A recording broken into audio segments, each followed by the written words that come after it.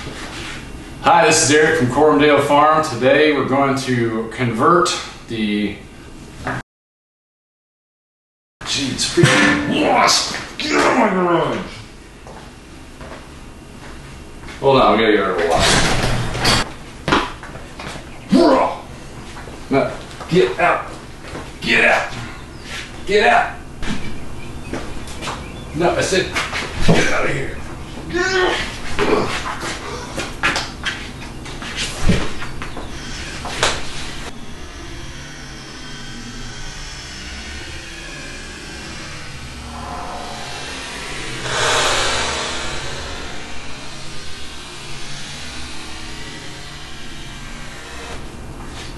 Cracked him.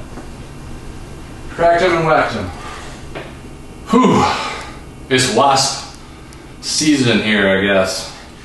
And they are wanting to come in this garage and furiously build it. There's a mud dauber. Breathing heavy now. Hey, good afternoon. This is Eric with Corumdale Farm. Today we're going to convert the 60D Quick Connect to a mulching mower deck. I don't know why they don't just offer this from the factory. So today that's what I'm going to do. I'm going to try to convert it. We're going to learn together, and then I'll probably do a mow and see how I feel about it.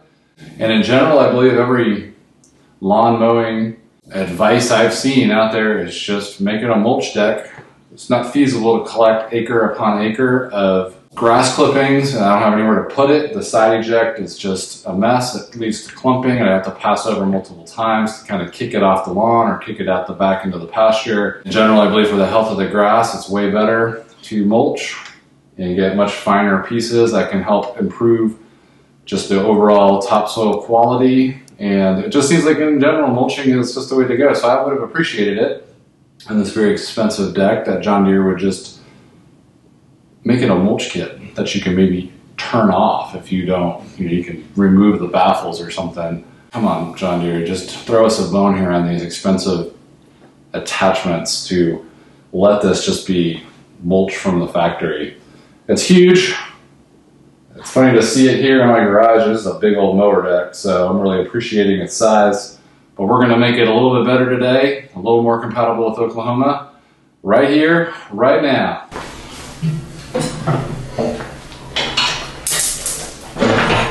Whoa. This shit's heavy.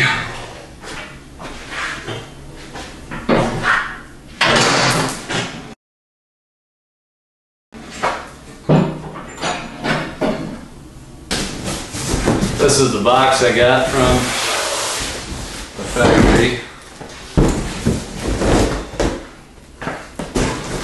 Put it right here on camera. There it is. It is the part number for this is BM23978. And there's two mulching kits you will see when you try to search for it on John Deere's website. There's one that says it's for the 7-iron or the 7-iron 2, and this was a older version of the 60D, and this is for the newer ones. I think it's if you have a mower serial number under 3000 or something like that.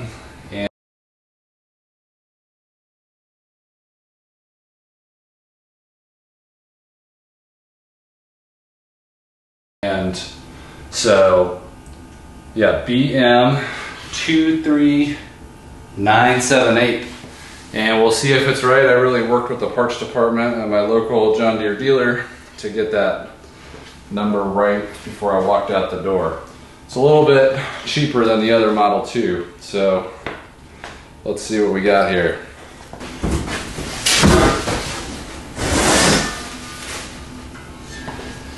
Part number 1. This looks like the mulching blades. Another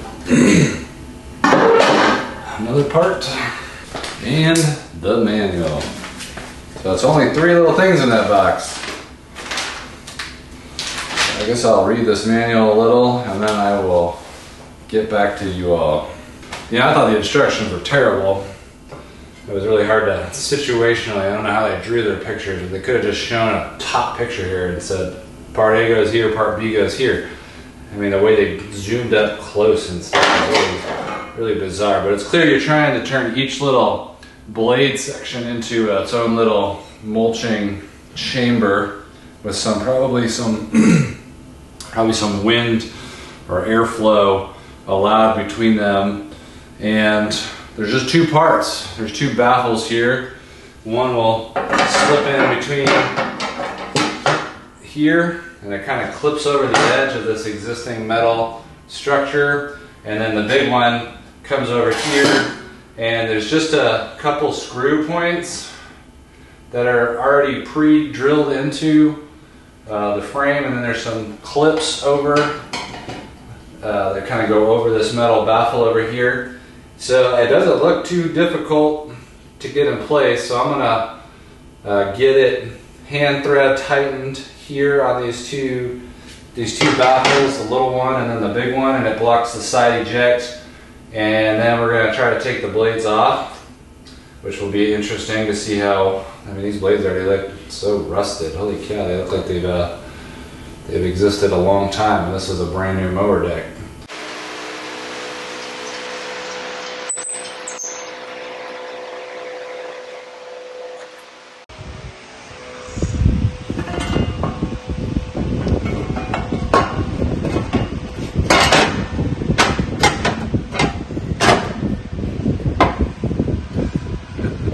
Right in, nice and lined up there. Let's get the other one. So part A, and then part B, which goes all the way around and blocks the side eject, and then there's some new mulching blades.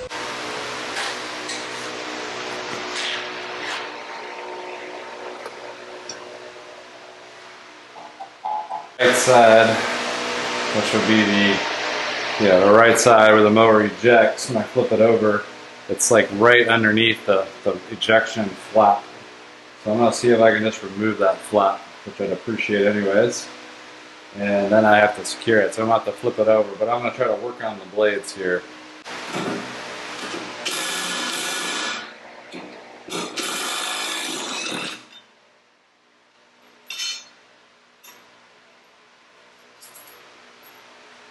Gotta love an impact wrench.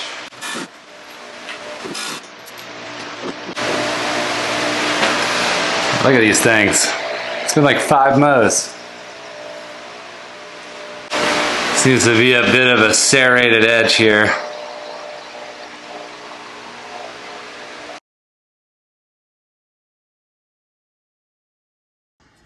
I originally put these in wrong. So I just flipped them. I was trying to remember exactly how these OG blades went. Which I don't know why they look so horrible, being as young as they are. But that sharp cutting edge to match up here. This is how they were. Kind of looked like they were like bent up. I took this over without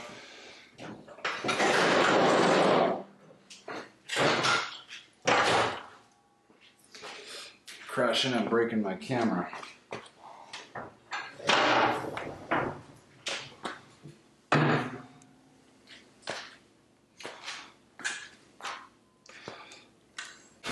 So one of them was like, I put it so freaking close to this guide bar here.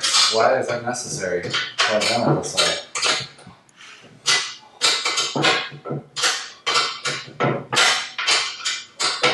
There's any other place, I gotta put it just an inch over.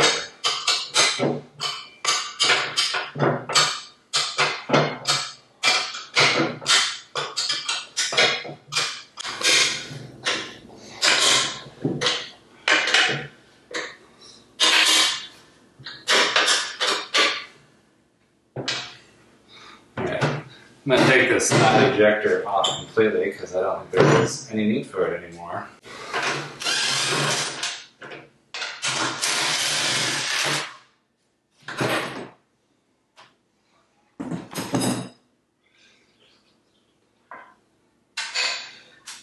leave these bolts here.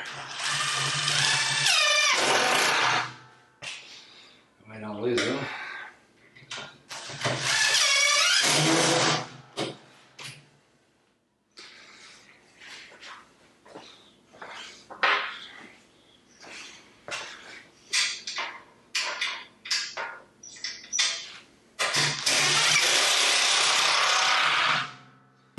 So yeah, that was not too bad. I didn't find the instructions of any use. I could have just showed a color picture and then said one goes this way, one goes that way, and take the, and here are the size wrenches. But the way they drew the pictures was awfully confusing.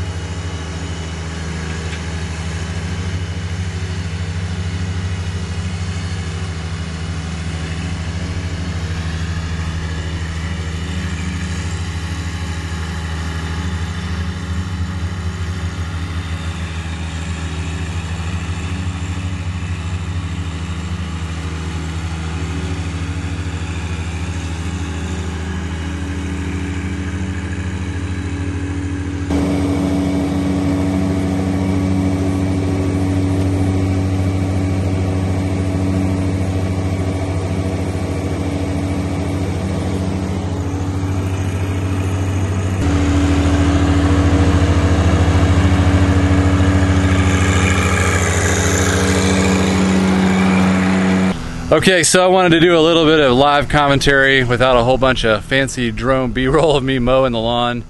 I only did probably about half the lawn. I left most of the deep pasture back there outside of some perimeter stuff. I just didn't want to mow it this time, especially since I couldn't get to it till later today in the heat of the afternoon. And the grass has really slowed down growing, at least in this outside pasture area, because the rain has just suddenly stopped in Oklahoma. I don't think it's rained in 2 weeks, so we get a huge amount of flood causing rain, and then it just calls it quits. And that's what I had heard about this place before we moved here, but it's so crazy how much rain we got in May, and then how we've gotten absolutely nothing since about June 12th or 10th or something like that. Has been not a single drop of rain. The grass has decided to take a nap, and I think this exterior field will probably brown up a bit because it's a different mix. And then the Bermuda grass on the interior, which is the more predominant in there, kind of does its weird growing. You know, it's not a very pleasant grass, but it's an incredibly robust and survivable grass that takes a thermonuclear device to kill it. So I wanted to talk about the mulch kit that I installed and my thoughts. Like I said in the video, it seemed like the default should be a mulch kit on almost every mower out there as opposed to anything else. And then when I mowed, I can see some cons to it, but I think overall it's going to have way too many benefits, which you'll see in some of the B-roll I recorded. So let's just talk a little bit about what I observed with the mulch kit and why I find it probably the best way to go, and then also in some ways why maybe side eject still works. So let's talk through that and walk down this path that I mowed. So the first advantage is just obviously edging, especially when you're going around sensitive items like this. You don't have to watch where you're shooting grass. I can drive right with the right edge where it used to eject all the grass out. And For the most part, outside of a little bit here being ejected onto our growing plots, it didn't do you know, much of it all. It kept it contained underneath it, and I had gone along this edge with the right side of the mower, where I usually had to always be careful about where I was ejecting grass, because we don't want to flood all these nice flowers with a ton of grass debris and ejection. So kind of an essential in this area, and I always had to, you know, I'd edge on the right here, and it would kind of eject almost to the edge here. If I had moved this any closer, it would have been nigh impossible. And then I would have to swing around and put the left edge along the edge of this. And now it's just like I don't have to worry about it. I can just kind of come through at whatever angle makes sense to me, and that's good. Very useful to deal with that. It just puts the grass straight on the ground. Here's another area between my little pool plot and this tree fence. I don't think I've mowed since I made this, and if I had, you know, ejecting, it would have just put a huge mess. I mean, it still does. Obviously, you still get some grass mess, and I need to probably come in here with the blower and clean this up a bit to get it out of this zone. But for the most part, makes it a whole lot more possible. This would have been a huge amount of debris in here that you would have had to spend a long time cleaning up. So definitely nice there. And you'll see kind of the cut edge here where I just stopped. I just kind of did a perimeter path around the field. You still get a decent amount of pile up here, which would probably be avoided if I mowed a lot more regularly, but it's a hoss of a job, and I don't think I could do it once a week, every week. I think this is probably 10 days between mows, and it takes a lot of effort to do. I'm still obviously struggling with, I think you can see kind of this weird gouge line here. I don't know how that happened, to be honest with you. Very strange, but I had a whole lot less, you know, a whole lot less debris, but I think it's still pretty big. I'm sure you could run over it multiple times and mulch it more and chop it up even more, but my gosh, it's so much grass that just seems overwhelming to have to hit it multiple times. Let me just kind of wrap it up here, sitting in the shade. So overall mulch kit, I think it's just, I understand why they may not default to it at this point. It does have some drawbacks when you're dealing with rougher terrain that you'd probably more want to eject out and not have it sit within the blades. But I don't have too much of that. I just have to be, I think, a little more careful underneath some of the old trees out in the tree on the road, and not go over them with this tool. Probably get a little too much stuck in the chamber for, you know, there's no way for it to leave. It has to either be chopped up and dropped, or you have to turn the blade off and kind of like lift it up and move past it if you get a big twig caught there. So yeah, I mean, this wouldn't be a right configuration to take over anything rougher than normal grass. For the most part though, that's what I have. It's just more I think the bumpiness of the terrain, and that doesn't really come across in pan shots of our property. Our property looks very smooth, but it's actually got a lot of ridges and drainage, gutters, and just lots of weird humps here and there that you can easily scalp if you don't go. I mean, I don't even think the scalping wheels aren't going to matter too much when you kind of ride right over a very sharp inclined hump, and you know, just I think it's kind of a challenge to mow right. So mulch kit, easy install. I think it's way less debris when I look out. There's a few areas where when you just have thick grass, you have thick grass, and I'd probably need to do multiple passes with the mulch to chop it up finer. Maybe when it dries out, it's better to go over it again and get it into smaller particles. But overall, I think it's a good upgrade, worth it. So thanks for the recommendation. A couple videos back, I think on the 1025-hour review, somebody commented in the video and said get the mulch kit. So I did. Thank you for that. Cut quality I don't think has changed by it, but I've heard mulch just ends up being healthier for your property. Way less debris to deal with. I've noticed that pretty much everywhere except for a few places where it still got pretty thick. But it looks pretty good. I think it looks pretty good out there. I'm not, you know, especially at a distance where you guys can't see all the places I still am scalping in areas. but I'm trying to get that thing dialed in. I hope you enjoyed a little bit of insight. If you have any questions, feel free to drop a comment. Remember to like and subscribe our content. We're trying to fill up the month of June with a lot more practical things. That's why my face has been a little more on the camera. And hopefully the fields over here will start producing, and in July and August we'll get some a whole lot more flower content, just like we have with the raised beds, which are looking excellent. So hope you enjoyed, learned a little, and I'll see you guys next time. Thanks a lot on Carey Frennier Farm.